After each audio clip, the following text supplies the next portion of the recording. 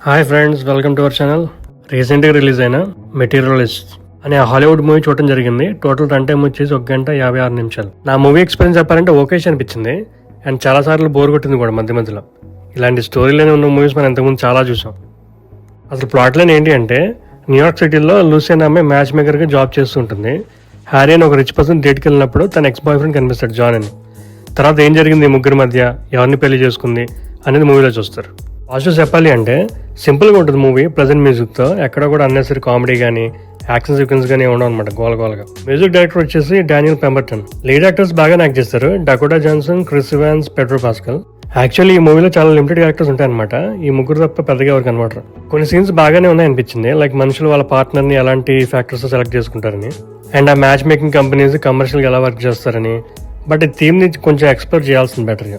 Negative చెప్పాలి అంటే స్టోరీలో కొత్తగా ఏముండదు అనమాట. Rich versus poor, human emotions versus materialistic things, ఇలాంటి థీమ్స్ మీద వెళ్తూ ఉంటుంది. రైటర్ అండ్ డైరెక్టర్ వచ్చేసి సెలిన్ సాంగ్. ఈవిడ ఇంతకు ముందు పాస్ట్ లివ్స్ అనే మూవీ తీసింది. స్క్రీన్ ప్లే చాలా స్లోగా ప్రెడిక్టబుల్ వేలో వెళ్తూ ఉంటుంది అనమాట. కొంచెం రియలిస్టిక్గా ఉంటే బెటర్గా ఉండేది. లూజీ క్యారెక్టర్ కూడా కొంచెం కన్ఫ్యూజింగ్గా ఉంటుంది త్రూ అవుట్ ద మూవీ తన డెసిషన్స్తో. ఇదంతా కాదు భయ్య అసలు చూడొచ్చా లేదా అని అడిగితే కనుక నాకైతే స్లీపింగ్ పిల్ లాగా అనిపించింది.